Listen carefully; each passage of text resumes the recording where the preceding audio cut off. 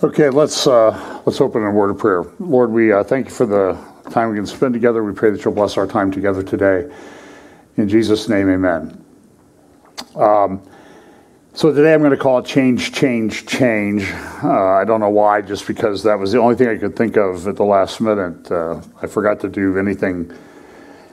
I don't actually spend a lot of time preparing my titles, but this week I spent even less than that.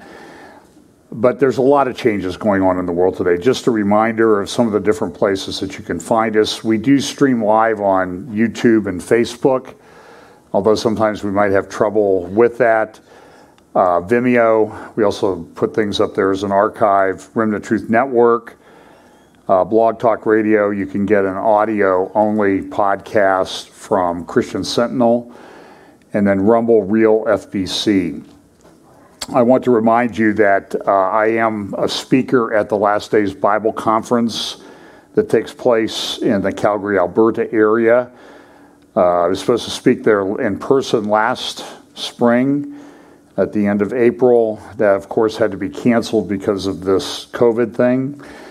The one this year had to be canceled because the authorities had restricted the seating. They had a fairly large place that they were going to rent to hold the conference.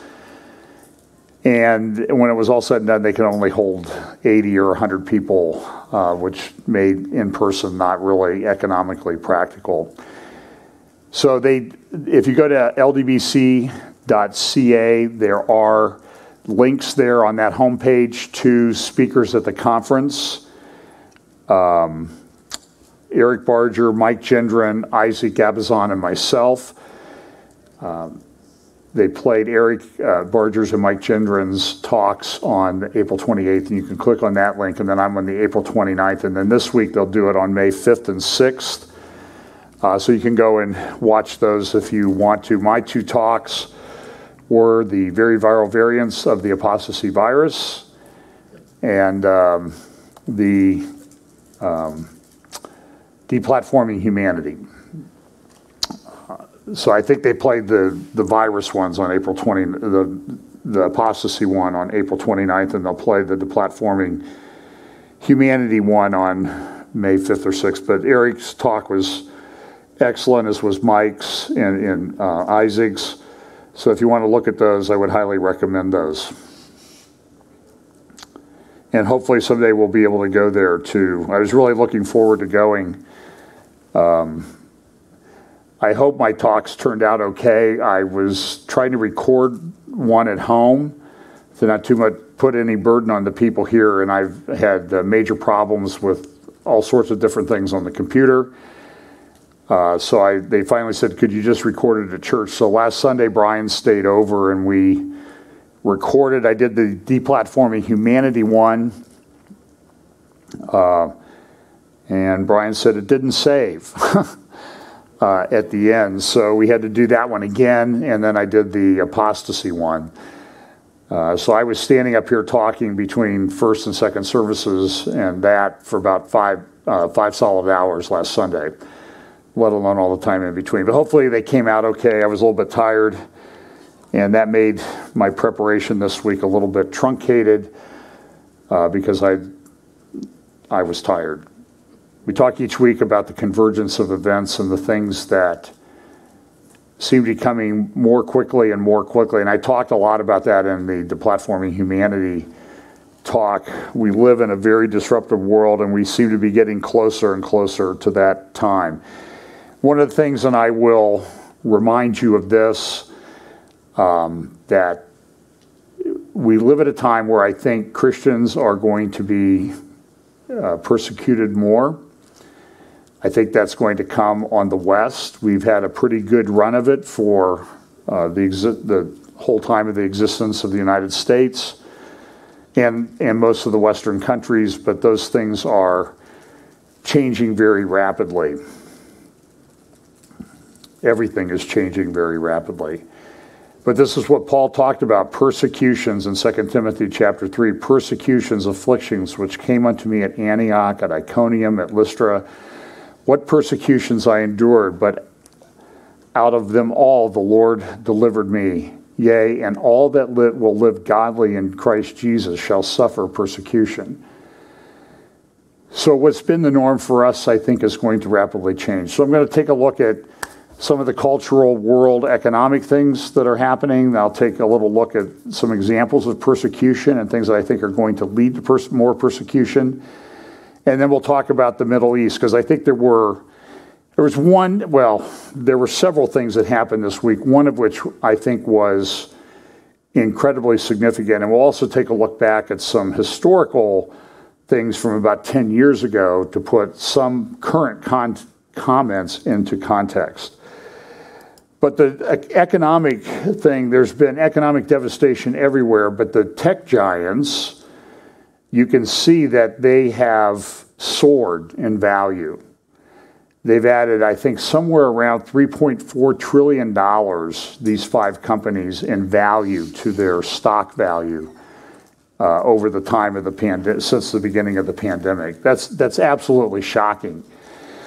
I didn't have time to put it in, but there's a great graphic on CNBC that tells you, to give you an idea of how the tech giants are doing, how much money, how much revenue they are bringing in per minute. And it ranges from a low of about $275,000 per minute for Facebook. Can you imagine? This is in the last quarter, based on the last quarter statistics. $275,000 per minute, 24 hours a day, 7 days a week.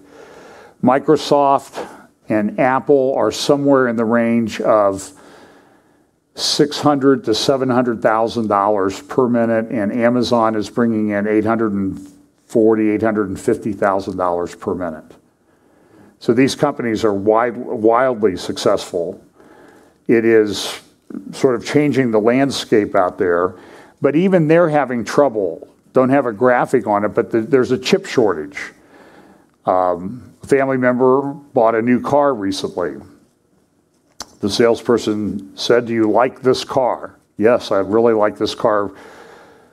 And I think she said, I'm going to think about it. And he said, "Don't think about it. If you don't buy the car today, you may not be able to buy this car for 18 months because of the chip shortage." The global supply chain is breaking down in on many levels.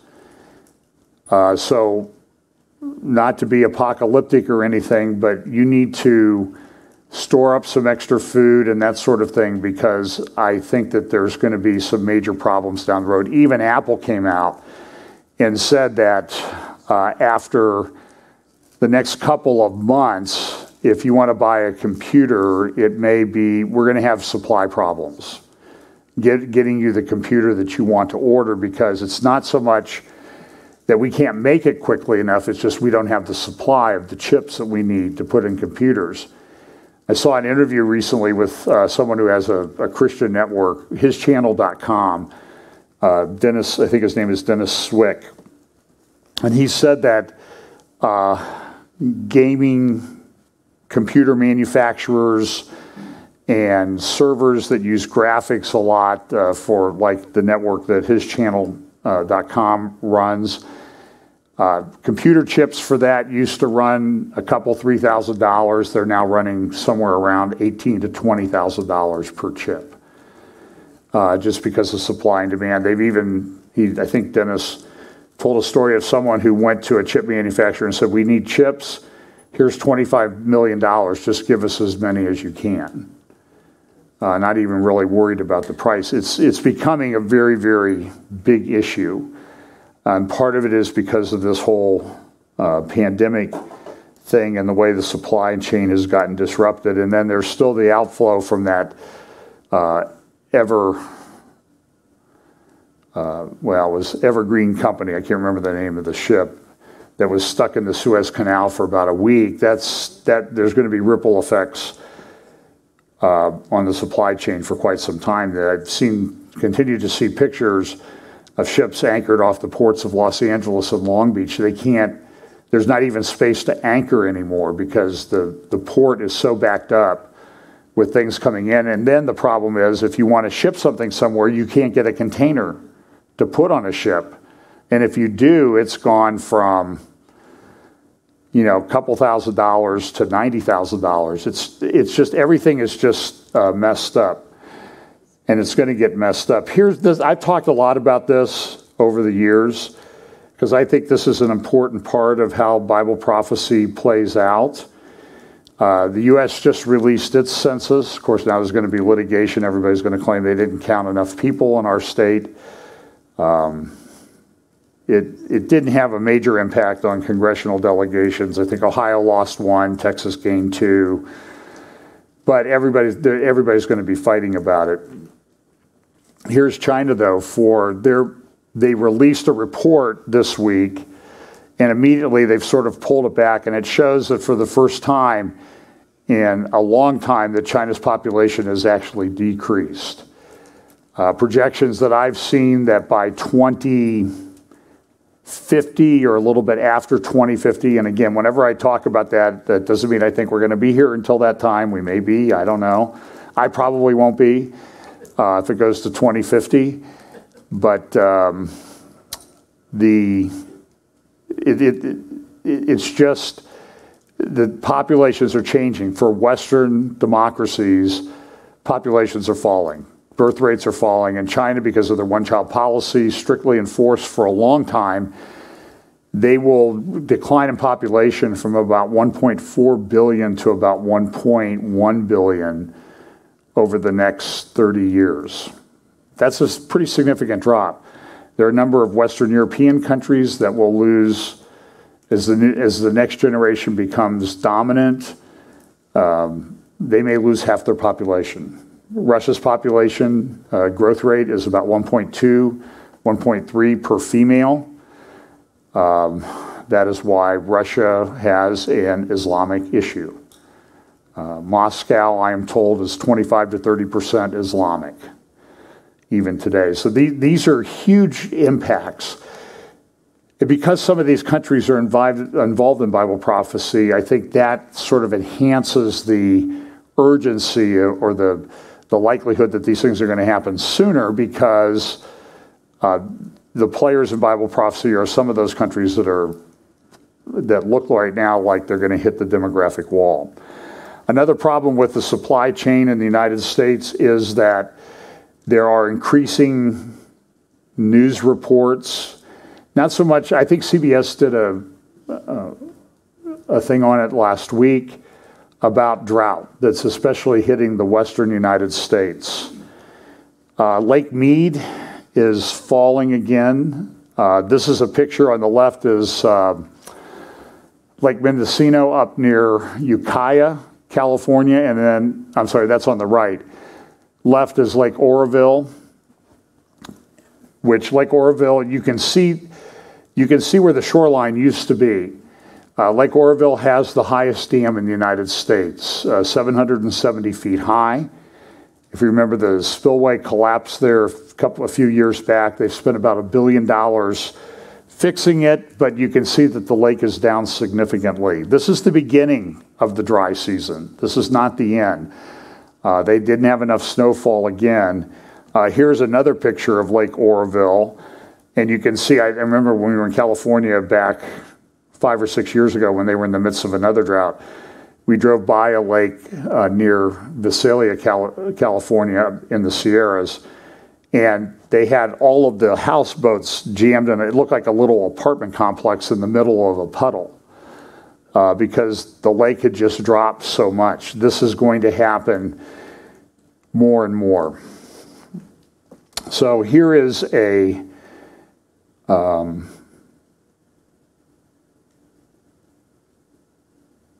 article that comes out of Finland.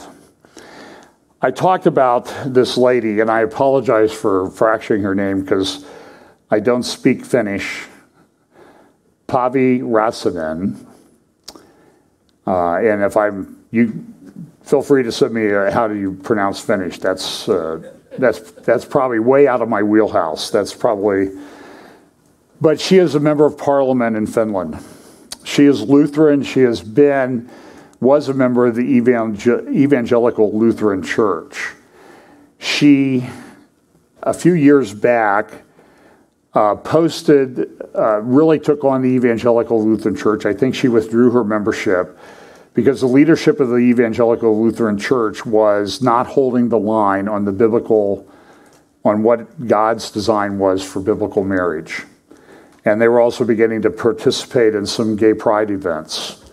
So she spoke out about it. She did some posts. There was also a book, I think it was originally published back in 2004, that talked about God's design for marriage. She has now received notice that she has been charged with 3 crimes of incitement regarding the what she had wrote a couple years ago. For that, the potential penalty that she faces is 6 years in prison, up to 6 years in prison.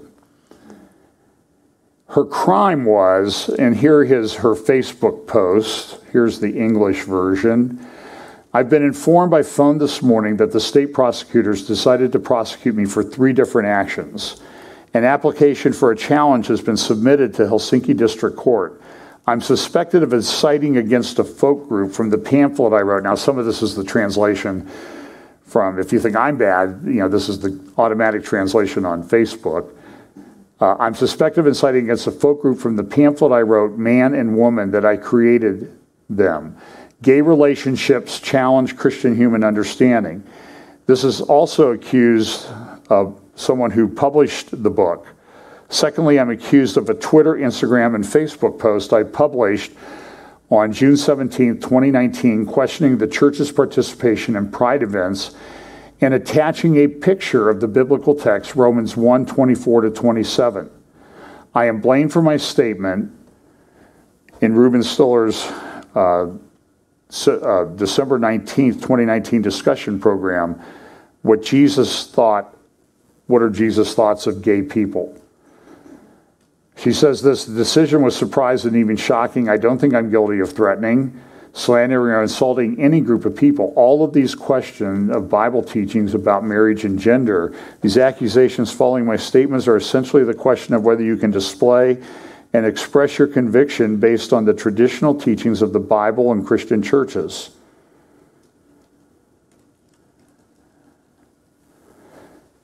So here she is. She's charged with a crime. And these are the verses. Let's just read the verses that she's accused of. This was incitement to the Finnish prosecutor. Now, the understanding I have is that the prosecutor or someone in the justice office there has a lesbian daughter. And I think that might be what's driving the agenda on this a little bit. But these are the verses that she posted, a picture of. Wherefore God, Romans chapter 1, verse 24, wherefore God also gave them up to uncleanness through the lust of their own hearts, to dishonor their own bodies between themselves, who changed the truth of God into a lie and worshiped and served the creature more than the Creator, who is blessed forever. Amen. For this cause God gave them up into vile affections, for even their women did change the natural use into that which is against nature. And likewise also the men, leaving the natural use of the woman, burned in their lust one toward another, men with men, working that which is unseemly, and receiving in themselves that recompense of their error, which was meat. Now I can assure you that this member of parliament, she will get no support from most of the churches in Finland. They're not going to stand up to this. Why? Because what this has done, whether she's convicted or not, the fact of the matter is that what the prosecutors and people who want to push this agenda want to do is they want to make everybody else think twice before they say anything that might be based on the biblical text. That they're trying to chill discussion on that issue. And this is the way the left operates. And the unfortunate thing is, very few pastors in the church will stand up to it because, well, I don't want to cause trouble for my church. We're just going to go along. So, we hope that those people might read the Bible and find out what it says, but they will never clearly declare it. There are, and I'm going to talk a little bit about Carroll Independent School District down in the Dallas, Texas area. But before that, I will also say that I was sent some textbooks, a link to textbooks I didn't have time to make slides of. I had so many things coming my way this week, it was pretty difficult to keep caught up. But someone in Finland, one of the Nordic countries, I guess I'll say, sent me textbooks that are being used in school there. And in those textbooks, it talks essentially about you're human, but we're going to evolve through artificial intelligence and things to something better. And this is in middle school textbooks. So, and I talked some about this in my Deplatforming Humanity talk. This is being talked about everywhere. It's not that it's sort of in the corners and you have to go looking for it. It's being taught to children in schools. And then you have the agenda of the transgender. You have kids being taught about, questioning their gender identity when they're 3, 4, or 5 years old. Do not think that when President Biden gets up and says, we want to start universal preschool for 3 and 4-year-olds, that this is being done for to instill in them the values that you have. The thinking is if we get them earlier, the brainwashing can start before they get anything put into their head about this. So I do think that parents are at the stage where they have to make I know it's a very difficult decision as to whether you're going to let your kids stay in these schools. I have to tell you also, though, that I've looked at things from different Christian schools around the country. I'm not sure that that's just saying that it's a Christian school. You need to look at what the curriculum is, what they're being taught at the Christian school as well. What is the orientation of the teachers who teach Bible and that sort of thing in the school particularly? Because everywhere I look, I'm seeing problems. I talked a little bit about that in the talk that played the other night in Canada on apostasy. There is a virus that's infecting churches, an apostasy virus, and it's getting worse. Everybody says, well, there's always been false teaching in the church, with which I agree, but believe me, as I'm getting older now, which should be patently obvious, not painfully obvious to me, but I see things going on in churches now that I never thought I would see. In fact, I'm going to exit out of here for a second, and I'm going to put in a video. Give me one moment, because I think this is important. I'm not attacking this man. Remember a couple months ago, I played for you a video of Paula White speaking at I don't have it. I'm going to just tell you about it. I played a video of Paula White, who is the advisor to the president, speaking at the Rally for Peace conference that was the 5th Rally for Peace, put on by the Unification Church, Sun Myung Moon's wife, whatever her name is, Dr. Moon. And it appeared to me that Paula White had no problem speaking at that conference. The Unification Church is not in any way Christian. It is a cult.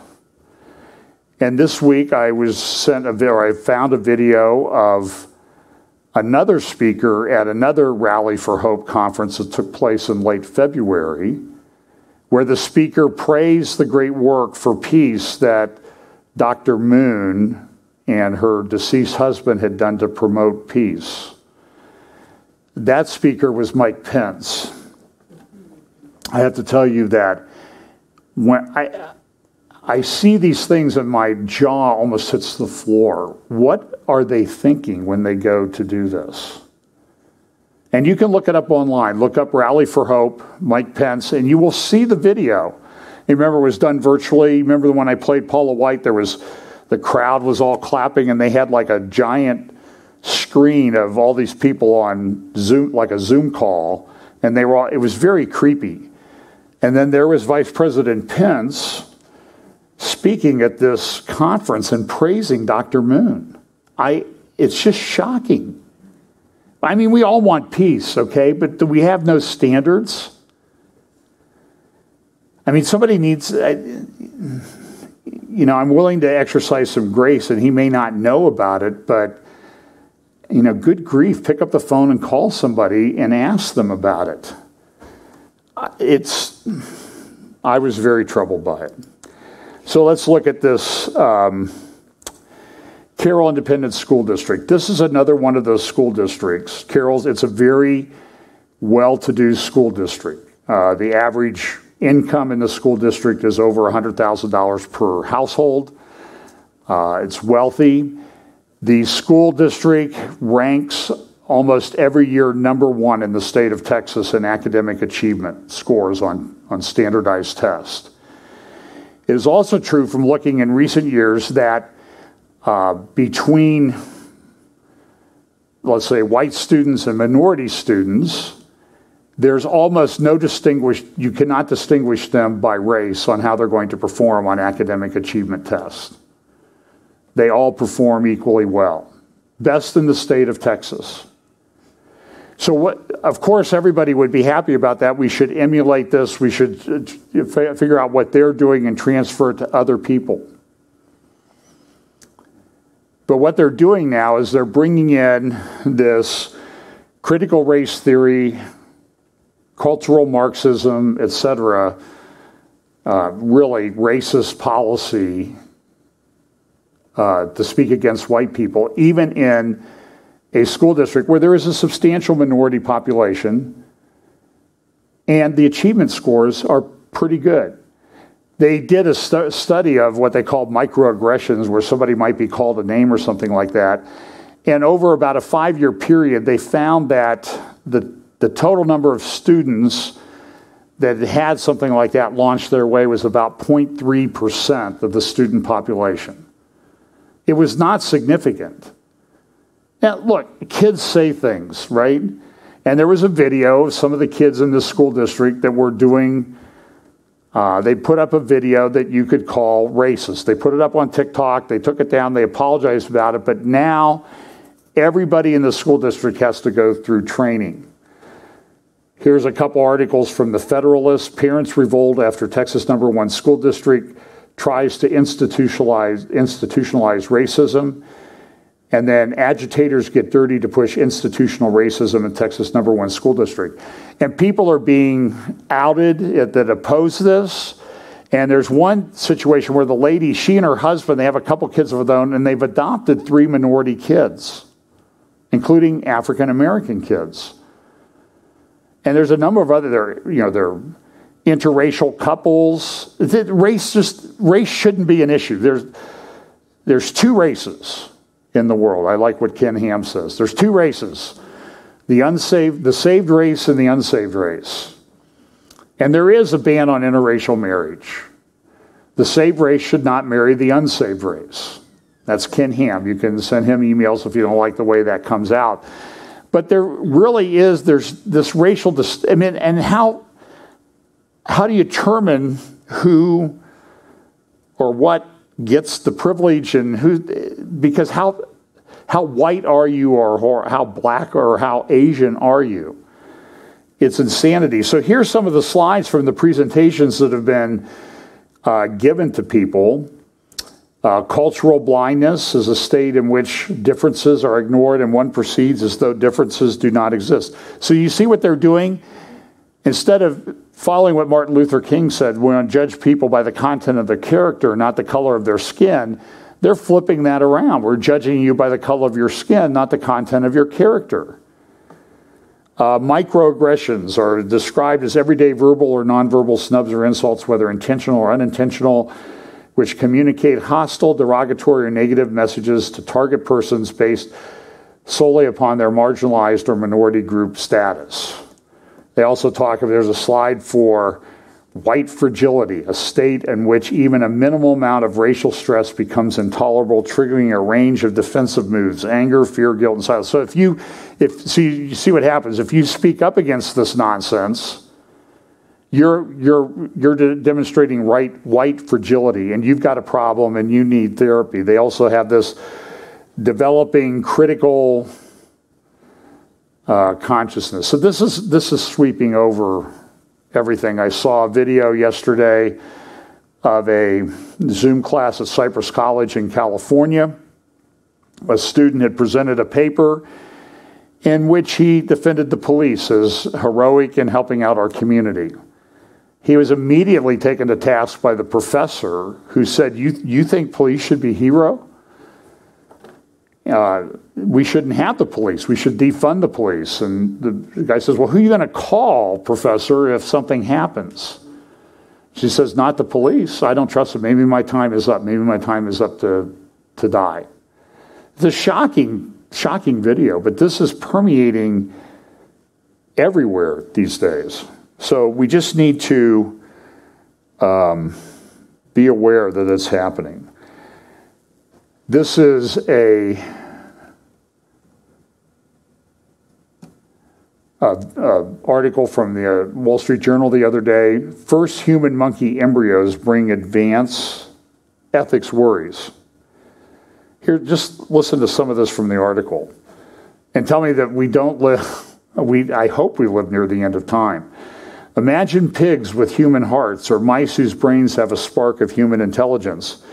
Scientists are cultivating a flock of such experimental creations called chimeras by injecting potent human cells into mice, rats, pigs, and cows. They hope the new combinations might one day be used to grow human organs for transplants, study human illnesses, or test new drugs. In the latest advance, researchers in the US and China announced earlier this month that they made embryos that combine human and monkey cells for the first time. So far, these human-monkey chimeras is how it's pronounced, are no more than bundles of budding cells in a lab dish, but the implications are far-reaching, ethics experts say. The use of primates so closely related to humans raises concerns about unintended consequences, animal welfare, and the moral status of hybrid embryos, even if the scientific value of the work may be quite high. There were lots of breakthroughs in the experiments, said bioethicist Nita Farani of Duke University. A remarkable step has been taken scientifically that raises urgent questions of public concern. We need to figure out what the right pathway forward is to help guide responsible progress. But here's the problem. In a world where there are no standards, people are going to go ahead with these things anyway because of the potential economic and prestige that is associated with developing these things in this area. So that the cat's out of the bag now. I mean, if you think that now having an ethical discussion about this is going to stop people from going forward where they should not, this is scary stuff.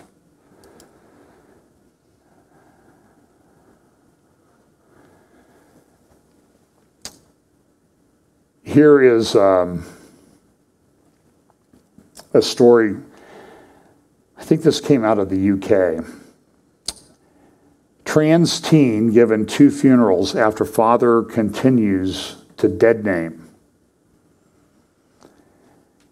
So what happened was this teen who was transitioning from one sex to the other, I can never keep it straight which way they're going, died. Not sure how. I think it was a male. He died. The mother was all on board with the transition. The father opposed it. The parents were divorced. This is a major object of contention between them. The child was 12 years old and transitioning with the mother's approval. This is child abuse. And so they couldn't resolve it, so they had 2 funerals. One for the child with the male name, one for the child with the female name. This is very troubling stuff. So I'm going to, okay, now I'm going to turn to the Middle East. And I apologize if my slides are a little bit out of order or not completely logical, but a lot of these issues that I think relate to Bible prophecy are very, very significant.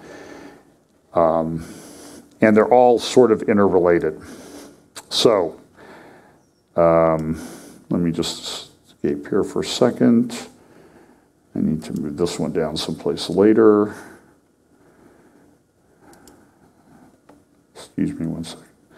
I know this is, you should do this before you get up there. I know I'm going to hear that.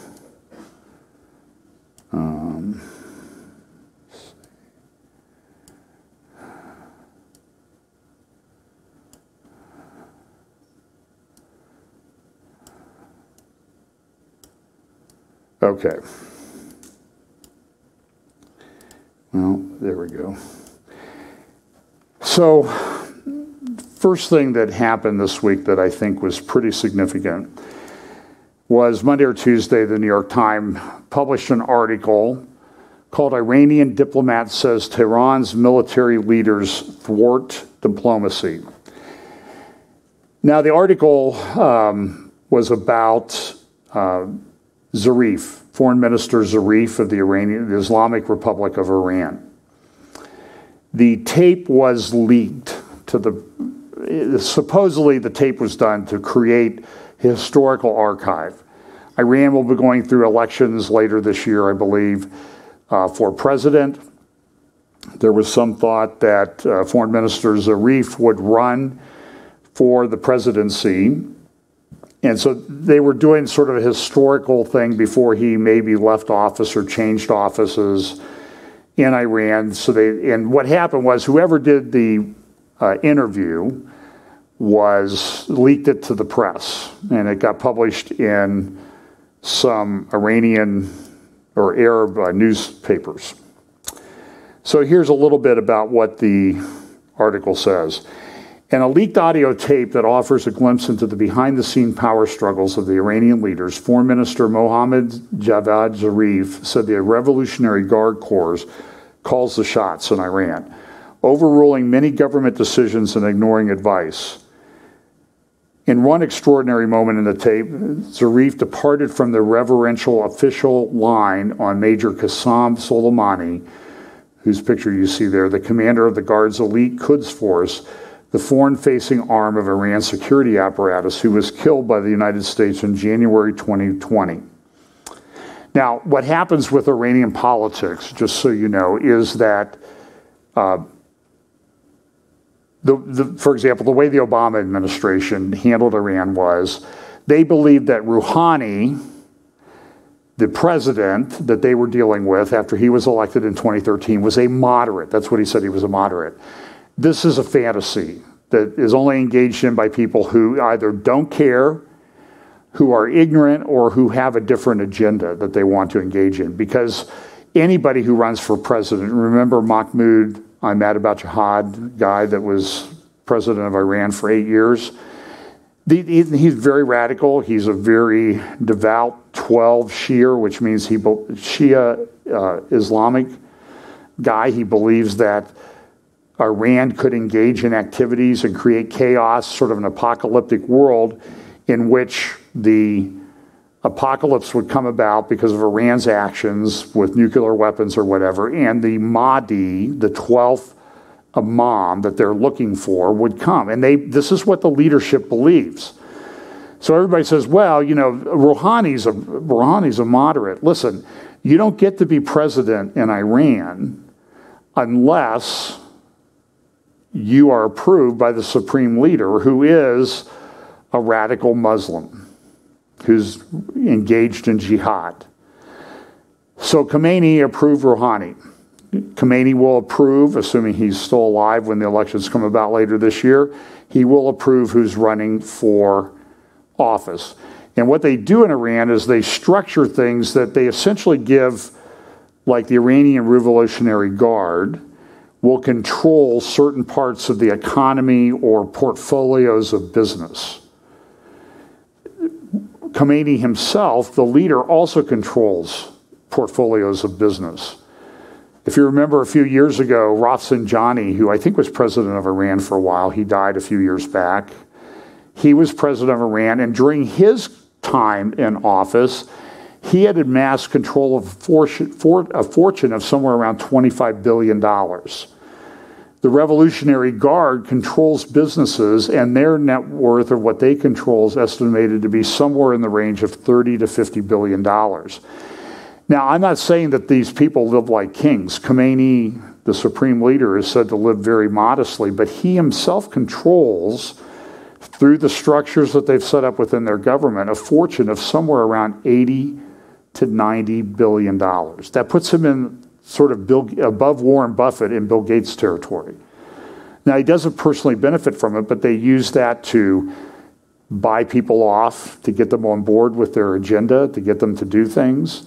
So it's a very corrupt way of running a government, and this is what they excel at.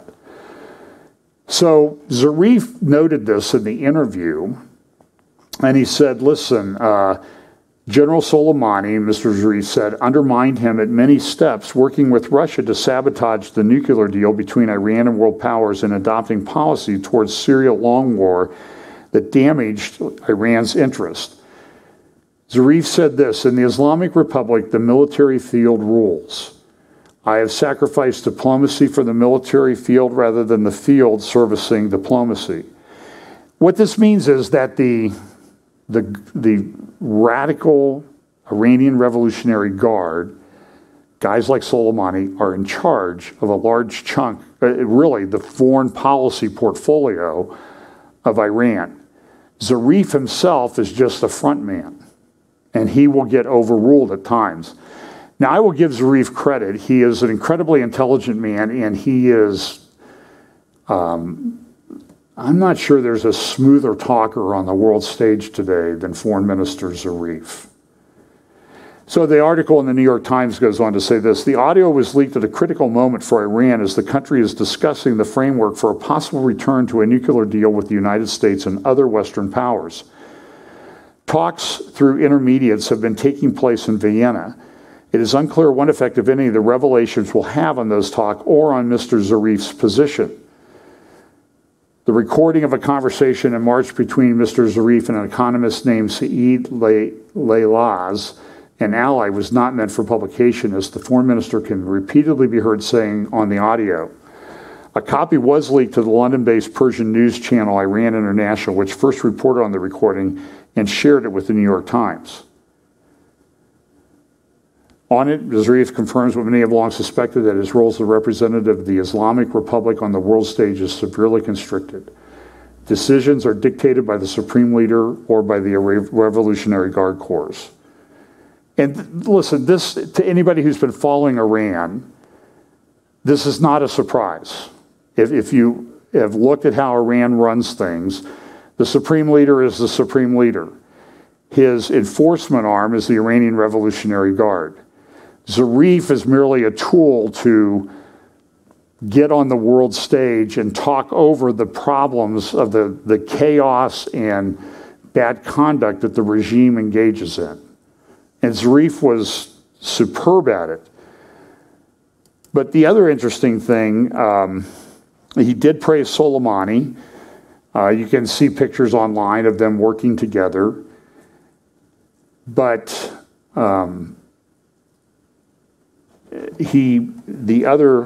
there was one paragraph, in paragraph 22 of the article, and this is, so in paragraph 22, there's sort of the money quote that has everybody in a tizzy this week. Former Secretary of State, this is according to what Zarif said in the interview, former Secretary of State John Kerry informed him that Israel had attacked Iranian interests in Syria at least 200 times, to his astonishment, Mr. Zarif said. So now there are Republicans and others running around the government saying that Kerry can't be trusted. Kerry conveyed private information, security information to Zarif that he should not have conveyed. But Of course, Kerry has denied it. He says, well, Israel's announcing that we attack things all the time, so why can't I'm only conveying what's public knowledge. Other people say, well, why would Zarif lie about this? And that becomes the question. I'll talk a little bit about that in just a moment. The way the Iranians operate is you need to understand is that everything with Iran, every action that they take with testing of drones or missiles or videos of missiles in underground silos and information about their nuclear program, all of Iran is always negotiating by everything that they do. They're always trying to move the ball towards having the West capitulate to what they want. Now, there was also an interview recently to the, I can't remember this guy's name either. Hang on. He is high up in the, he heads up the Council of the Office of Expediency. I'm not sure what that means, but that's how the translation comes out. And he gave an interview to Mears News Agency, who publishes the New York Times. And in this interview, he said essentially that, at least it was reported in the Jerusalem Post and other Western press, that in this interview on April 13th, he admitted that contrary to what everything had been said before, that remember when Prime Minister Netanyahu got up there and said, hey, look at all the stuff we got from their nuclear archive. Look at the CDs and the notebooks. A lot of the Iranian propaganda at the time was Netanyahu was faking everybody out, that they had not gotten anything. In this interview, though, this head of the Office of Expediency seemed to admit that, yeah, we've had some problems in the past, and I think they did steal our nuclear archive. It was a big deal. It was reported in the Jerusalem Post. I think Seth Frantzman did an article on it. And you can see this is the interview that he gave.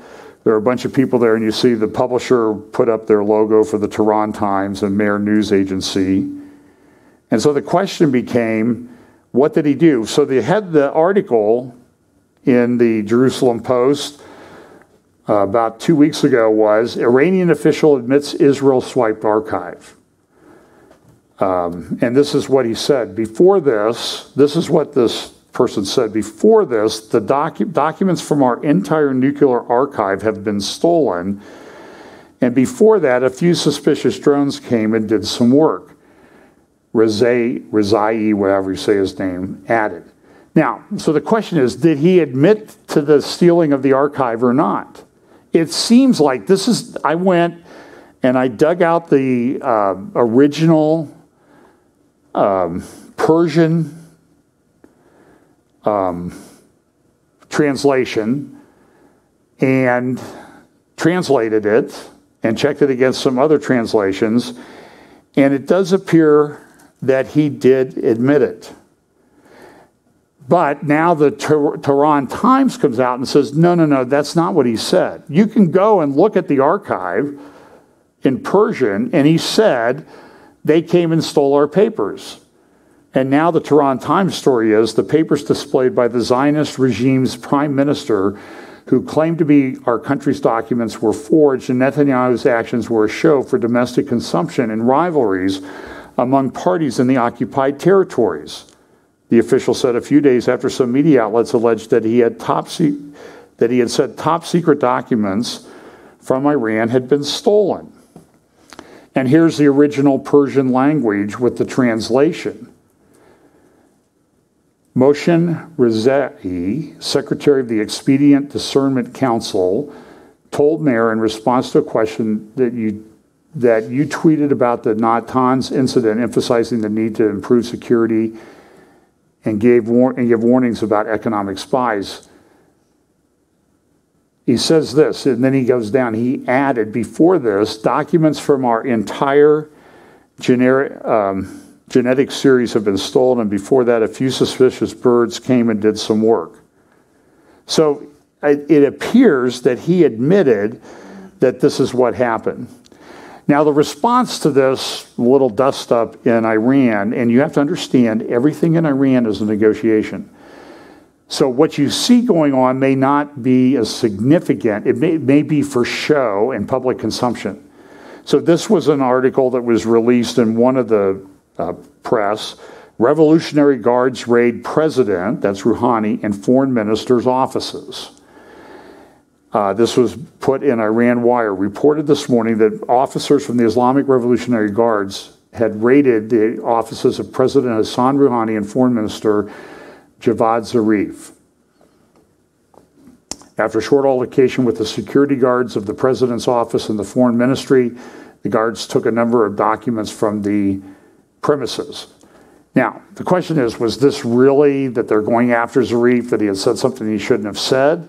Or is this for show? The Jerusalem Center for Public Affairs has an article, and there's been a number of articles, and the suggestion in these articles is, look, Zarif may not be running for president. They may have decided you're not running for president. In fact, there's going to be something that you do, like reveal something you shouldn't reveal, and you're going to end up in the West in exile, like other Iranians have done in the past. But when you get to the West, of course, everybody's going to see you as this victimized individual. They're going to believe everything that you say, and you will be much more effective in the West in exile, defending the Iranian regime or covering over what they've done, than you would be if you were the foreign minister of Iran. So a lot of people think, and I think there's some truth to this, that they are going to do this. So what it would do is it would give Zarif a reason not to run in the election. He would be exiled to the West, and he would be a better propagandist there than he already is.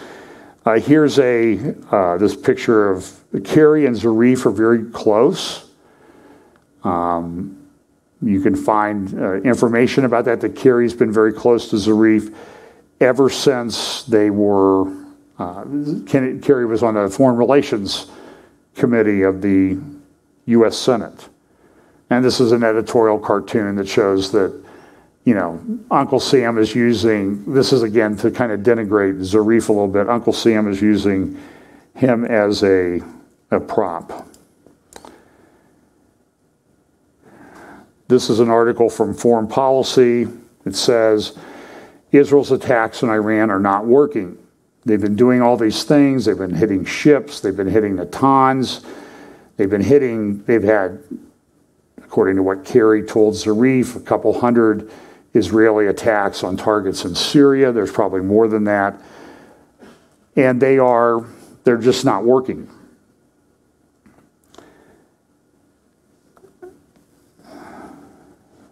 There are also reports, this was from the Wall Street Journal the other day, that Iran and the U.S. have faced off in the Persian Gulf.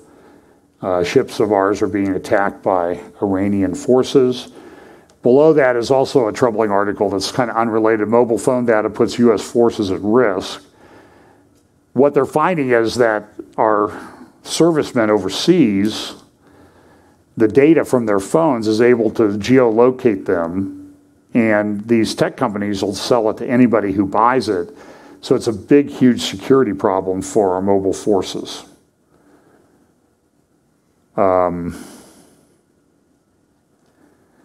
So there's a lot of controversy about what's going on with Zarif. And I want to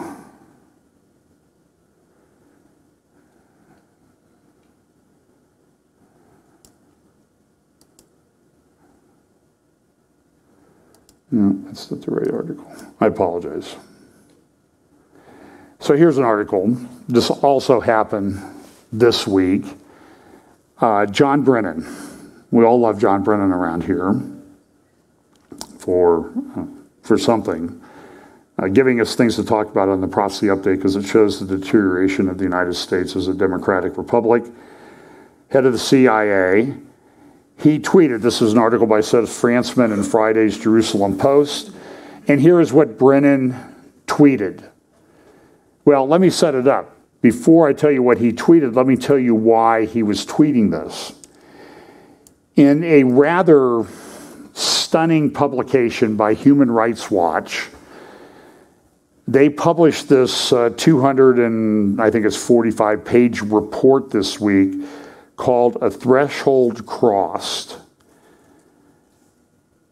And essentially what it was the Human Rights Watch called Israel an apartheid state.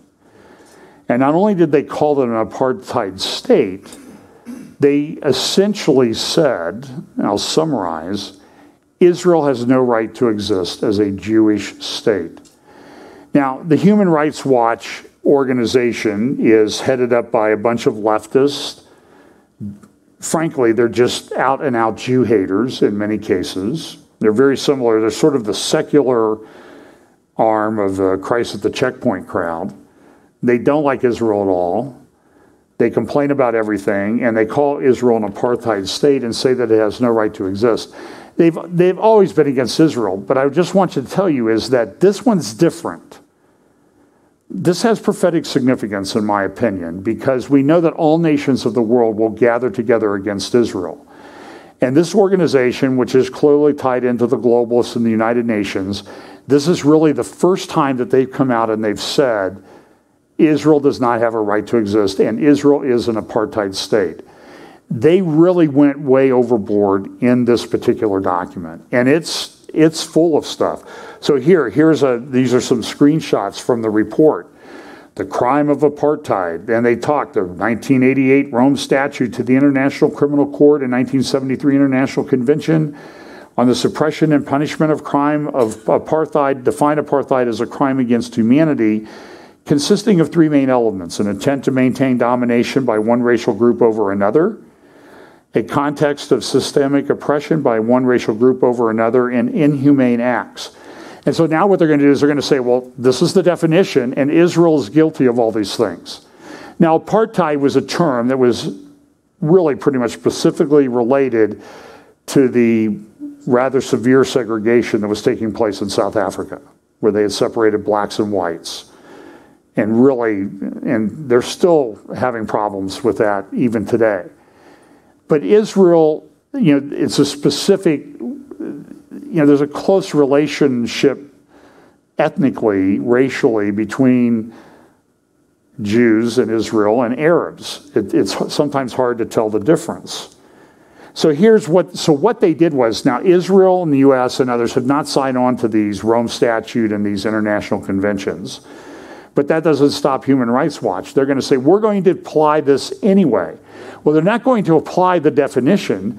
You'll see that in this article on page 35, they say this: no court to date has heard a case involving the crime of apartheid and therefore interpreted the meaning of the following terms as set out in the Apartheid Convention and Rome Statute definitions of the crime of apartheid. In other words, we're making up a new definition. No court has ever recognized this, not even on the international stage, but we're going to use it anyway. And then they go on to say this, that when international human rights law had clearly defined racial discrimination to include differences of ethnicity, descent, and national origin, indicates that racial group within the Rome Statute reflects and would likely be interpreted by the courts to reflect a broader conception of race. What does that mean? It means we're going to make it up. We're going to come after Israel with stuff that nobody's recognized. This is fairly significant. And they say on their webpage where they announce this, a broader understanding of race. The Abu Yehuda blog looked at this and said, this is different. And it says, and that, of course, is why Human Rights Watch, an organization that has changed over the years from a legitimate human rights watchdog into part of the well-oiled and thickly greased with dollars and euros machine for the delegitimization and demonization of Israel, wishes to accuse the Jewish state of apartheid, a crime that today evokes revulsion throughout the world, and which, following the precedent set by the treatment of the Republic of South Africa, justifies boycotting, sanctioning, and total expulsion from the international order of Israel. They do this, and this is, again, they have a section on their NGO monitor, and they talk about this is the halo effect. So what they're trying to do is they're trying to cloak themselves with, everybody hates apartheid. So they're trying to cloak themselves with the mantle of, we're against apartheid. This is all about apartheid, even though no court's ever recognized that the situation going on in Israel and their dispute with the Arabs who occupy what's in Judea and Samaria is, so they're cloaking themselves with the mantle, and then they get this little angelic halo that, hey, we're just against apartheid. And fortunately, there are organizations out there like this blog and elsewhere that look at the halo effect, provides anti-Israel political advocacy NGOs with a facade, allowing them to hide their political warfare agendas behind the rhetoric of human rights and international law. So this is what's being done, and it's really only being done in the international arena with Israel. You don't hear anybody going to China and their treatment of the Uyghurs and saying you're engaged in apartheid policies or genocide or anything like that. It just does not happen. So the only country in the world that they do this with is Israel. Now, where this becomes a little bit more important is with regard to the United States. In 2001, actually, I would refer you to an article that was written by Melanie Phillips. And Melanie has an article in Israel Hayom that was published the other day, and she says how Biden is smashing America's moral compass. And this is true, particularly with regard to the treatment of Israel. Back a few days before 9/11 in 2001, 20 years ago, there was a conference called the Durban Conference. It took place in South Africa. The conference degenerated into a horrific example of anti-Israel hatred, anti-Jew hatred. People at the conference were given copies of a book called The Protocols of the Elder of Zidon, which is a forgery made to look like it's to foster the belief that Jews are trying to control the world and subjugate everybody else under their power. It's a complete forgery. It's false. It's a fraud. I mean, it's a real book, but it's not based on, takes maybe little snippets of fact and builds them into this great conspiracy theory. So the Durban Conference was so bad that the United States refused to participate. This was just a few days before 9/11. U.S. never signed on to it. Canada, other countries never signed on to it. They've had a couple Durban conferences since. They had one on the 10th anniversary, and even the Obama administration refused to participate in what was going on. Melanie Phillips says, this is what she says, that evidence concerns the infamous 2001 UN World Conference Against Racism, Racial Discrimination, Xenophobia, and Related Intolerance that was held in Durban, South Africa a few days before the 9/11 attacks. This was an eye-watering anti-Israel, anti-Jew hate fest whose sole purpose was to demonize and delegitimize Israel under the Orwellian banner of human rights, which erupted into openly Nazi-referenced anti-Semitism. She talks about the protocols of the Elders of Zion. Leaflets saying Hitler should have finished his job circulated at the conference along with flyers depicting him asking, what if I had won? And receiving the answer, there would be no Israel and no Palestinian bloodshed. So when that conference came up for renewal, or anniversary in 2011, its 10th anniversary, I think this was the third Durban conference, even the Obama administration said, no way, we're out of here, we're not participating in that. Now, a few weeks ago, here is a press release from the U.S. Mission to International Organizations in Geneva talking about, with somewhat approval, of the upcoming fourth Durban Conference, which will take place in September on the 20th anniversary of 9/11 and of the first Durban Conference. And so Melanie Phillips is correct when she says, what is going on? What has happened to the U.S. administration that they have allowed this? And the answer is, whoever's in charge, I don't know if the guy who stood in front of Congress the other night is totally in charge. I think something is going on. I know it sounds like I'm losing my mind, I'm engaged in conspiracy theories. But what is being done is a systematic dismantling of the moral compass of the United States, particularly in its treatment of Israel. And Melanie Phillips points that out very well in her article in Israel Hayom the other day, on Friday. Now there is yet another further attempt to re-weaponize Durban. In September, the United States plans to hold a 20th anniversary meeting where the original declaration will be confirmed. Shocking as all this is, it makes perfect sense in light of the Democrats' embrace of intersectionality and identity politics. So do you understand that the racial stuff going on in the schools, that we see in the streets, that is totally ignored by the president? He talks about white supremacy and the one event that people did the wrong things and ignore it. Did he mention anything about what's going on in Portland, Seattle, St. Louis, Texas, Baltimore? Did he talk about how police are resigning by the hundreds? They're leaving the police force and there's nobody to replace them. I think New York has had, it was either 700 or 1,100 policemen resign over the past 6 months. And there's nobody in the pipeline to replace them. Crime rates are going up. Did you hear the president in that speech say anything about law and order? He talked about white supremacists,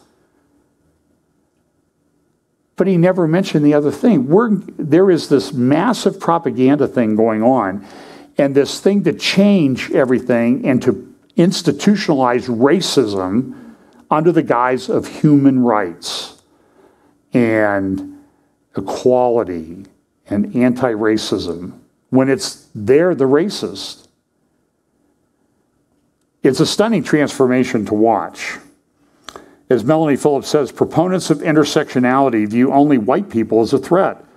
This is now the view of the Biden administration. And in his address on Wednesday night to Congress, Biden said, according to the prepared text on the White House website, when he actually delivered the speech, he notes, he managed to mangle his words. The most lethal terrorist threat to the homeland today is from white supremacist terrorism. He made similar remarks in February when he said white supremacists were the most dangerous people in America, calling them demented. I could make a comment there about a demented person calling someone else demented, but that's for another time. But he doesn't think, but here's the point with what's going on in the Biden administration. Now they're pushing what? The two-state solution, right? They want to go back to the two-state solution, like that's actually going to be able to be done. And it can't be done. No, because the one side will never recognize the Jewish state of Israel. And she notes the contrast, but he doesn't think those Palestinian preachers and officials who say things like the Jews are thirsty for blood to please their God, or that Jews were forced out of Europe in the past because of a threat posed by their evil nature, are demented. He doesn't think that Iranian leaders who deny the Holocaust, allege a Jewish conspiracy to replace Islam by Western imperialism, and claim Jews seek to dominate the entire world are demented. Instead, Biden treats the Iranians and his administration as rational actors with whom he wants to negotiate and into whose terrorist activities he intends to funnel billions of dollars.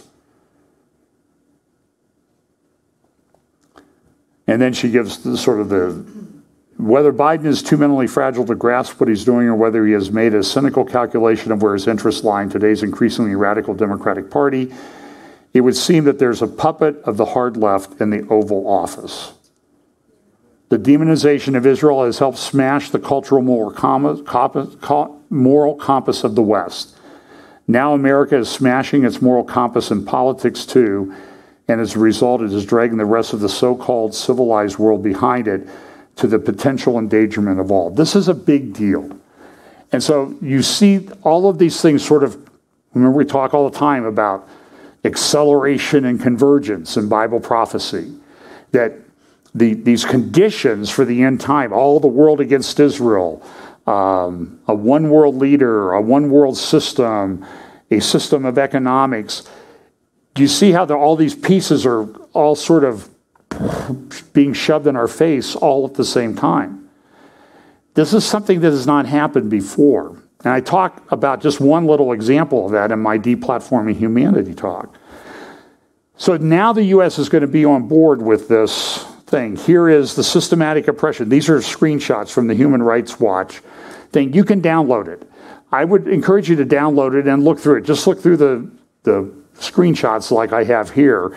It will tell you a lot about what they think. And they have these charts here, like born unequal abroad. So they have the Palestinian on the right, the Jewish American on the right. Can I visit Israel and the occupied Palestinian territories? Yes. Palestinian, no. Can I move there? Yes for the Jewish American, no for the Palestinian refugee born in Lebanon. Can I become an Israeli citizen? Yes, no. Do you see the contrast? They have this thing about intent to dominate, and they have these quotes from different leaders about what they intend to do. Elder of Zion blog took this particular one, born unequal, West Bank, Jewish citizen of Israel, and a Palestinian. And you see here, can I hop in my car and drive to Jerusalem? Yes for the Jewish person, no for the Palestinian. If arrested, will I get a fair trial? Yes for the Jewish person, no for the Palestinian. Do I have the right to free speech and right to protest? Yes for the Jewish person, no for the Palestinian Arab. Can I build a home? Yes for this person, no for this person. This is in the West Bank. And this is not necessarily true. So this clever person at the Elder of Zion blog, he put up this, comparing born unequal East Jerusalem. So you take an Arab in East Jerusalem and a Jewish citizen of Israel. Is my legal status in Jerusalem secure? Yes, no. Can I move abroad for a few years and come back? Yes, maybe not. So that's what the Human Rights Watch thing says. Elder of Zion took that and said, well, let's look at this in a different light with what's actually going on, facts on the ground, with some other things. For example, can I visit the Dome of the Rock? For the Jewish citizen of Israel? No. Palestinian, yes. Can I visit Tel Aviv? Yes for both. Can I visit Ramallah? No. I would add, can I visit Shechem, the great biblical city of Shechem, where Jacob bought a well, where things happened at the time of the conquest. When we were there, I mean, we talked to one of the Jewish soldiers there who got tears in his eyes. It's like, you guys get to go to Shechem, you're Americans. It's a mile away. I'm not allowed to go visit it. That's a Jewish citizen in Israel. Can't go to one of the most historically well-established, archaeological established biblical cities in existence. He can't do it. It's amazing. So this is all just made up. Let me go through this. So here's the Elder of Zion. He says, the far left is against the Jewish state, against Jews defending themselves, against Jewish continuity, and against traditional Judaism. Oh, he says, and they swear up and down that they aren't anti-Semitic. This is how Human Rights Watch views everything in the world. Israel dominates everything.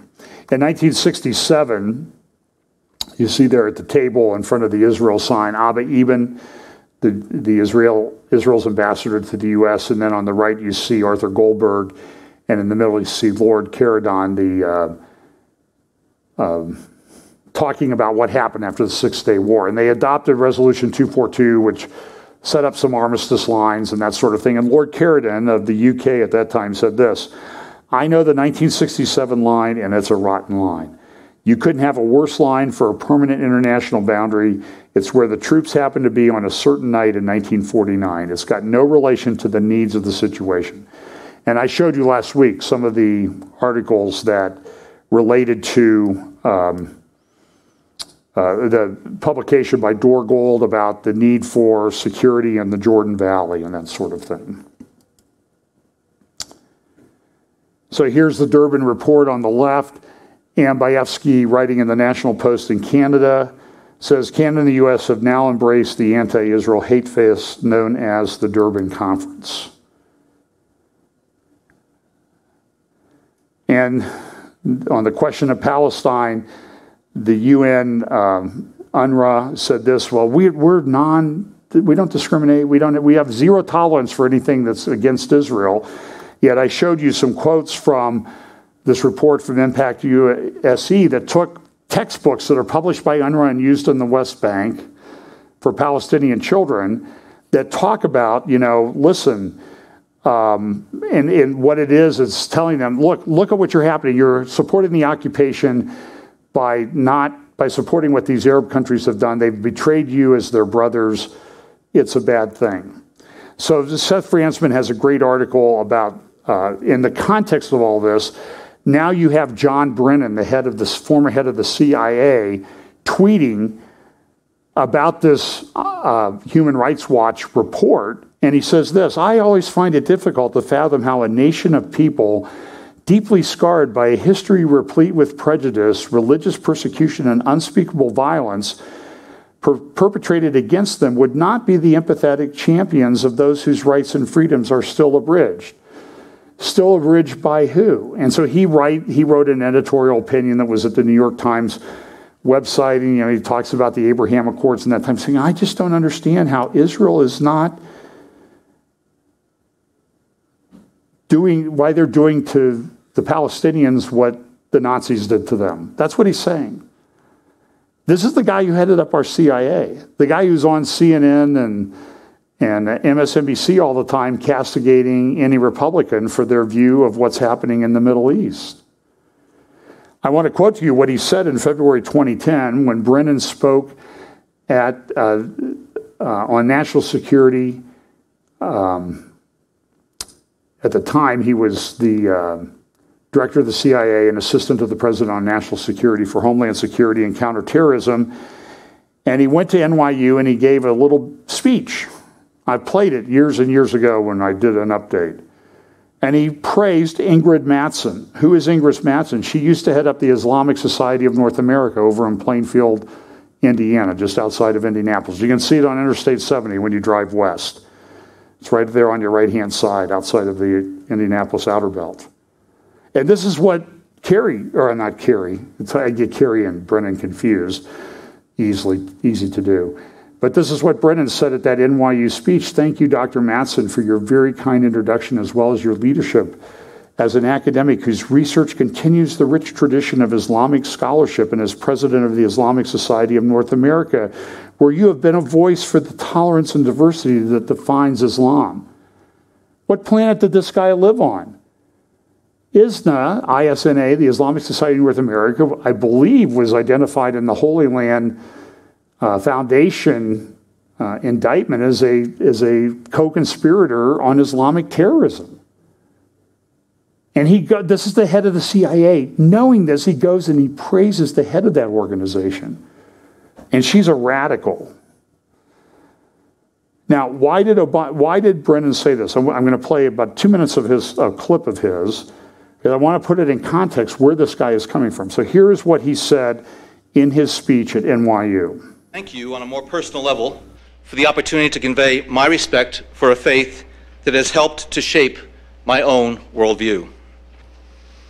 Like the president during his childhood years in Jakarta, I came to see Islam not how it is often misrepresented, but for what it is, how it is practiced every day by well over 1 billion Muslims worldwide, a faith of peace and tolerance and great diversity. Another part, okay, did you hear what it said though? How this faith shaped my worldview. Did he not say that? Yes. Okay, this is at NYU. This is a pro-Islamic conference at New York University Law School, I believe. So we have it on record. This is back in 2010. He's the head of the CIA. Then he says this. But I did spend time as an undergraduate at the American University in Cairo in the 1970s. And time spent with classmates from Egypt, from Jordan, from Palestine, and around the world, who taught me that whatever our differences of nationality or race or religion or language, there are certain aspirations that we all share: to get an education, to provide for our families, to practice our faith freely, to live in peace and security. And during a 25-year career in government, I was privileged to serve in positions across the Middle East, as a political officer with the State Department and as a CIA station chief in Saudi Arabia. In Saudi Arabia, I saw how our Saudi partners fulfilled their duty as custodian of the two holy mosques of Mecca and Medina. I marveled at the majesty of the Hajj and the devotion of those who fulfilled their duty as Muslims by making that pilgrimage. And in all my travels, the city I have come to love most is Al-Quds, Jerusalem, where three great faiths come together. So much attention is paid to the divisions in that wonderful city, but you can't visit those holy places, the Church of the Holy Sepulchre, the Wailing Wall, the Dome of the Rock, and not know that these faiths can and will live in peace. One day, inshallah. Now, a lot of people listened to that speech and said, this confirms what we've long believed, that he converted to Islam. And when he's talking about the Hajj, I will remind everyone that these are the road signs on the road to Mecca. And you see this? Muslims only.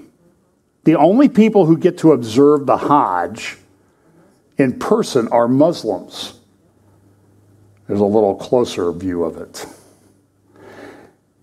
And so Seth Frantzman sort of dismantles what Brennan said in his tweet in his Friday article in the Jerusalem Post, and says Brennan made his comment while posting an op-ed he had written in the New York Times about the Palestinian quest for statehood. In his telling of it, he implied that Jews must have a special empathy for others, while non-Jews have no special need to be empathetic. Brennan has not made similar comments about other victimized people, such as African-American descendants of slaves in the U.S., nor has he held other countries to a higher standard based on the ethnic and religious origins of their citizens. Brennan's attack on Israel, and make no mistake about it, people, it was an attack, based neither on universal values nor on international law, is not unique. Others have made similar comments. And he goes on to relate some of those. Great article by Seth. I highly recommend that you go and get it. He says this in his concluding paragraph: after the Shoah, the Holocaust, the demand shifted to demanding perfection from them and their capacity as a sovereign state. These demands always benefit the Western narrative, which can shift blame to the Jewish state for not behaving according to a Christian standard of personal morality, which no Christian state has ever imposed on itself or others. The Brennans, Deans, and Wards of the world would do it better to hold first themselves and their community to a higher standard, rather than treat every abuse in the U.S. or UK as the responsibility of a few bad apples. It's a great article. Now, at the Foundation for Defense of Democracies, and then in some other articles written by Caroline Glick, which I don't have time to get into this morning, does Israel lie America into wars? And the question, because this is what the view is coming out of the Obama White House now, that the only reason we're involved in the Middle East is because Israel has lied us into these wars. The Jews, the Jews, the Jews. I mean, the Obama administration sounds like certain Christian apologists that claim they're giving you true news when they actually give you some good news from time, or important news from time to time, but they always sort of wrap it in this anti-Israel, anti-Jew cover.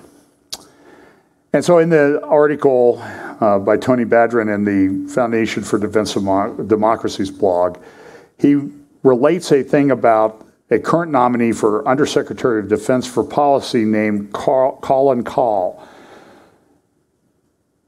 And so what happened was, I think I got my... After Zarif came out and said, or no, after the guy that, the Iranian guy from the Expediency Council came out and said, they stole our nuclear archive. Colin Kahl and a lot of Arabs around the world said, yeah, we knew this was true all the time, that they really had this that was stolen. They were just putting up a propaganda front and lying about whether this was a nuclear archive. Colin Kahl, this guy, who's now nominated to be the Undersecretary for Policy for the Pentagon, the #3 civilian at the Pentagon, comes out and says, let's see what this is. But this sure has an eerie pre-2003 Iraq vibe to it. And so what Badrin says is, listen, Colin Kahl is like the only guy in the world who believes that Netanyahu is making it up when he revealed that thing. And he's the guy to be in charge of the policy part of the Pentagon. Do you understand how serious this is? Ted Cruz at hearing in Congress the other day in the Senate to confirm Kahl had this to say. Today to speak about Colin Kahl, the President's nominee to be Undersecretary of Defense for Policy. The most basic responsibility of our government and our military is to protect the national security of the American people, which requires helping our allies and constraining our enemies. The Pentagon's policy chief is responsible for those evaluations. Unfortunately, I have come to believe that Colin Kahl's judgment is irreparably marred by obsessive animosity towards Israel. I can think of no other way to explain his years of consistently wrong views regarding the Middle East. And not just wrong, but impulsive and reckless. He has repeatedly spilled out his conspiracy theories and attacks on Twitter and other public venues. He views the world through a cracked lens. Recently, a top advisor to the Ayatollah Khamenei acknowledged what the world long knew, that in 2018, in an operation right out of a Hollywood action movie, Israel seized Iran's national nuclear archive. The archive proved that Iran had been keeping nuclear weapons blueprints and materials on the shelf. The nuclear deal, of which Kahl was a principal architect, had been flawed from the start. Kahl responded to the news of the raid by suggesting on Twitter the archive was fabricated by Israel, with the aim of dragging American boys and girls into another Middle East war. This was a pernicious anti-Semitic conspiracy theory, a blood libel, not just pernicious, but wrong. That was not the only time Kahl leveled troubling conspiracy theories about Israel and Iran. He suggested on Twitter that Trump's policies regarding the Iran deal and Jerusalem were linked to donations from Jewish billionaire Sheldon Adelson. This is not the judgment of anyone who should be anywhere near power or policy. Another decision the Trump administration made was to move our embassy in Israel to Jerusalem. There was an active debate within the Trump administration. I leaned in vigorously with the president, and the president agreed with the view I articulated, that we should say to our friends and our enemies that we stand unshakably with the nation of Israel. Kahl spent years fighting against that move, fighting against moving our embassy. According to reports from 2012, Kahl was personally responsible for trying to remove language from the Democratic Party platform embracing Jerusalem as the capital of Israel. And that's true. Now, he may be approved, confirmed by the Senate for that policy position in the Pentagon. Make note of everybody who votes in favor of this guy. Make a note of it and remember it when the next election comes up. This is egregious. And again, this is that Twitter post that Kahl put up back in 2018 when the archive was released. So let me see here.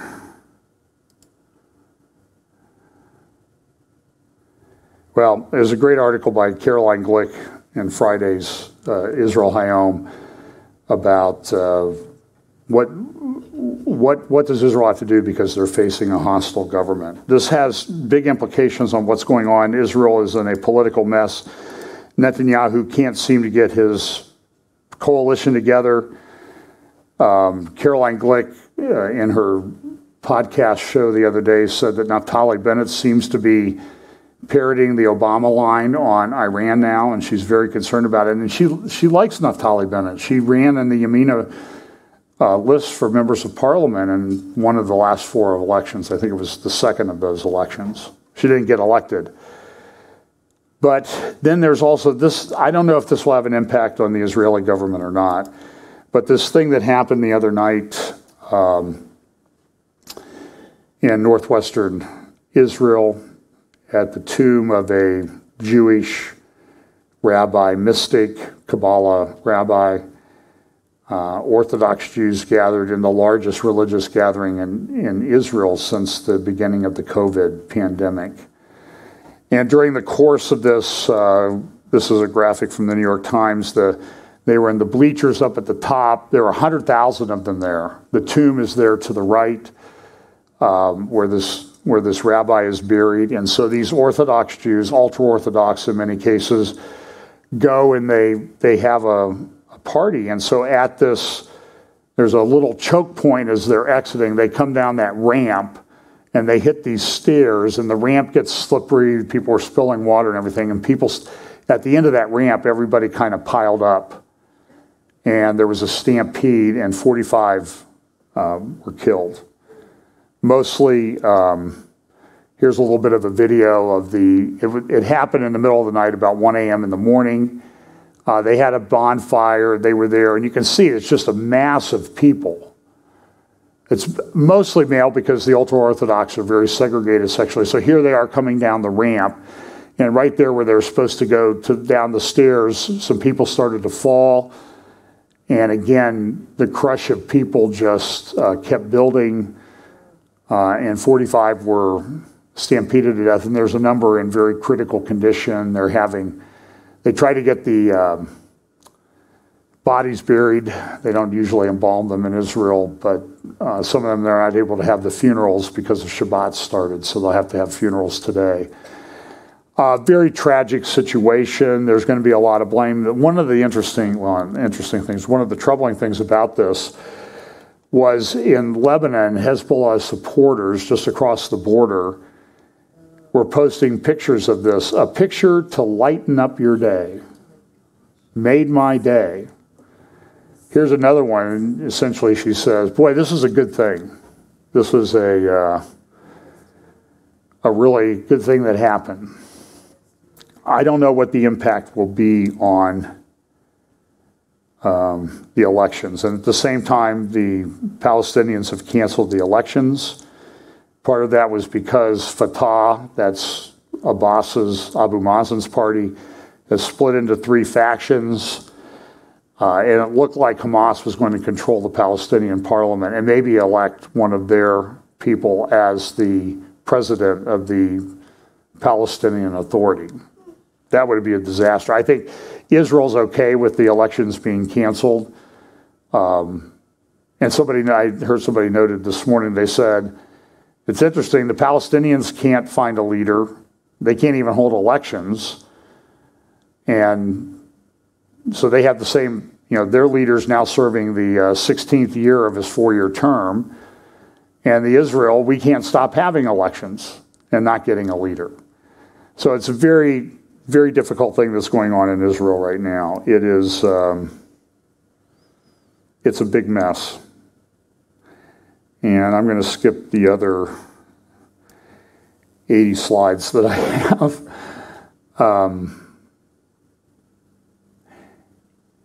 Well, one last slide.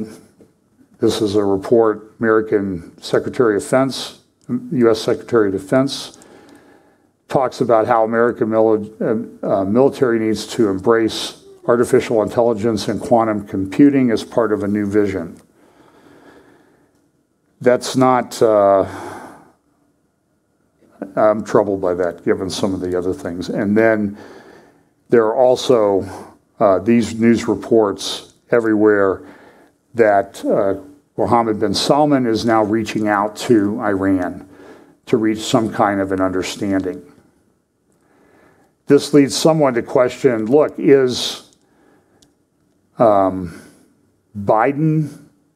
trying to greenlight a third intifada? A lot of people in Israel think that he is. That's the leadership that we have. So when you see these prophecies about all nations gathered together against Israel, know that, as I said in my Canada talk, all of these things that we talk about Bible prophecy, we know this happens. But to get to that point, you have to have all these foundational things take place. And I can tell you that almost every one of these foundational things are taking place right now so that this stuff can happen in the very near term. That's important. That's prophetically significant. So we need to be sharing the gospel with people. We also know that I also think with the way sort of the economy is going and the supply chain, it wouldn't hurt to lay up some extra food and that type of thing, because there are many things that I could talk about with regard to Russia and threats from Russia and China, but we'll have to go into those at a later time. I think I said to my wife the other day, I said to Pam, I said, I don't think I've seen all of this. It seems like every week I say, I've never seen all of these things happening at the same time like this. And each week my observation is that the intensity of all these things keeps ramping up. And you wonder, where's the end? It's stunning to watch. But look, I know Jesus is coming back. But in the meantime, we need to occupy until he comes. Let's pray. Father, thank you so much, Lord. I pray that you will give us the courage and fortitude to stand in a very troubling time, to stand firm in the faith, and to boldly declare the gospel of Jesus Christ, whatever the consequences. Pray that you'll bless us this week. In Jesus' name, amen.